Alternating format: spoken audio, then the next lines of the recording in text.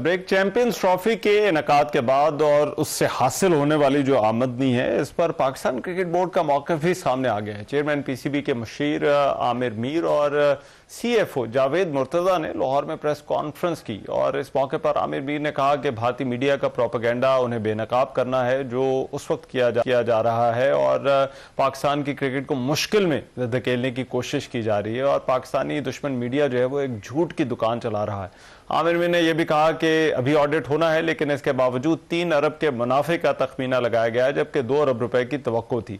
तवक्को से ज्यादा मुनाफा हुआ है और ये मुनाफा गेट मनी और ग्राउंड फीस से हासिल हुआ। पीसीबी ने 4 अरब रुपए हुकूमत को टैक्स दिया है। आईसीसी ने तमाम अखराजात उठाए। इस मौके पर जावेद मुर्तज़ा ने भी कहा कि पीसीबी को कोई माली नुकसान नहीं हुआ। गुज़िश्ता माली साल में 10 अरब रुपए का मुनाफा हुआ। स्टेडियम्स के लिए बजट 18 अरब रुपए तक था। जावेद मुर्तज़ा ने कहा कि 2 मरहलों का बजट 18 अरब था। पहला मरहला 12.8 अरब का था। हम मजमूई तौर पर माली लिहाज से मजबूत हैं और ये आईसीसी का इवेंट था जिसका इनेकाद पीसीबी ने किया। अब एक तरफ ये प्रोपेगेंडा है, दूसरी तरफ चैंपियंस ट्रॉफी के बाद के जो मामलात हैं और ये जो पीसीबी की तरफ से आज प्रेस कॉन्फ्रेंस की गई है, इस पर बात करने के लिए माजिद भट्टी साहब इस वक्त में मौजूद हैं। सीनियर स्पोर्ट्स जर्नलिस्ट हैं।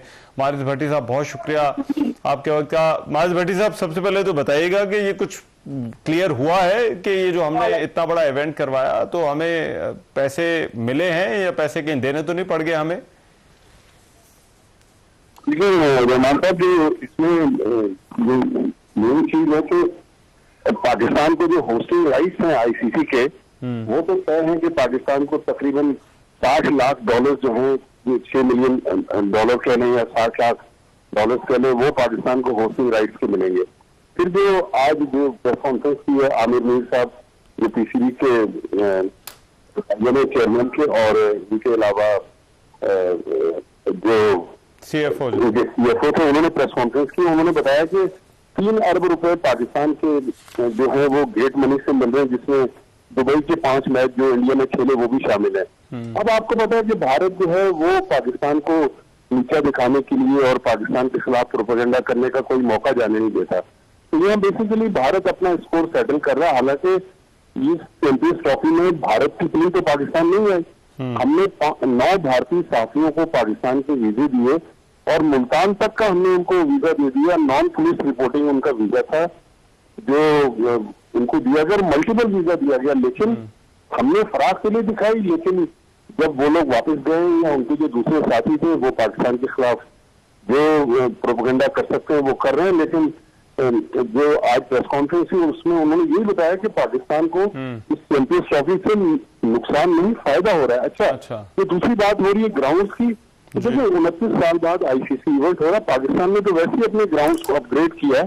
उसका इस आईसीसी के इवेंट से कोई ताल्लुक नहीं है। ताल्लुक इस लिहाज से बनता है कि चले हमने ये मौका देखा और इस मौके पे अपग्रेड कर लिए ग्राउंड, लेकिन ये कह देना कि नुकसान बहुत ज्यादा हो गया, पाकिस्तान को फायदा नहीं हुआ, तो भारत जो है वो एंटी पाकिस्तानी प्रोपेगेंडा जो करता है, तो क्रिकेट में भी वो बहुत ही। लेकिन प्रॉब्लम ये है कि ये कोई भट्टी साहब वहाँ की कोई सोशल मीडिया वो प्लेटफॉर्म्स नहीं है, बल्कि जो खबर दे रहे थे या जहाँ पर ये इशू डिस्कस हुआ है वो बड़े क्रेडिबल उनके इदारे और मेन स्ट्रीम मीडिया भी उनका जो है वो शामिल था।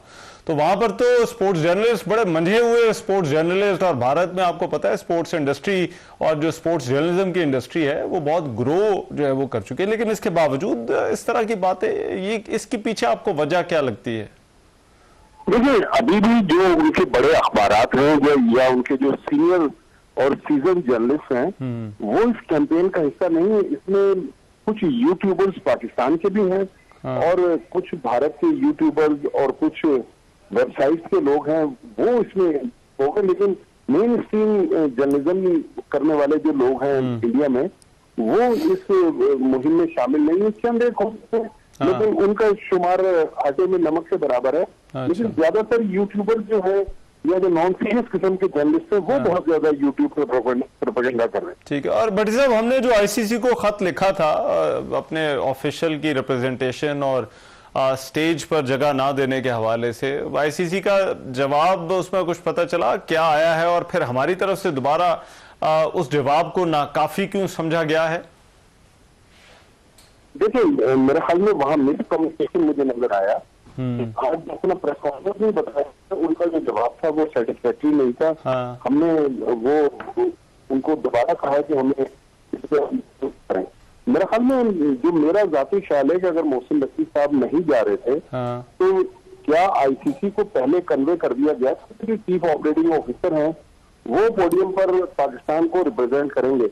लेकिन पाकिस्तान जाहिर है एक बड़ा टेस्ट प्लेइंग कंट्री है, आईसीसी के इस इतने बड़े टूर्नामेंट का होस्ट था। अगर पाकिस्तान के साथ इस तरह का सलूक हुआ है, फिर लाहौर में आपने देखा ऑस्ट्रेलिया इंग्लैंड के मैच में यहाँ पर इंडिया का कौमी तराना थोड़ी देर के लिए चल गया, फिर एक और ग्राफिक्स का इशू आया। तो ये सारे इश्यूज जो हैं मेरे ख्याल में मोहसिन नकवी साहब को चाहिए कि इसको टेकअप करें आईसीसी बोर्ड मीटिंग के ऊपर। ठीक है, राइट। बहुत शुक्रिया। माजिद भट्टी स्पोर्ट्स जर्नलिस्ट हमारे साथ मौजूद थे। और आज जो प्रेस कॉन्फ्रेंस की गई पाकिस्तान क्रिकेट बोर्ड की तरफ से, और जो मीडिया एडवाइजर थे और सीएफओ, उन दोनों ने प्रेस कॉन्फ्रेंस की और तमाम अफवाहों को रद्द किया कि पाकिस्तान को इस टूर्नामेंट से कोई नुकसान नहीं हुआ, बल्कि जिस तरह से भारतीय मीडिया जो है वो प्रोपेगेंडा कर रहा था। अब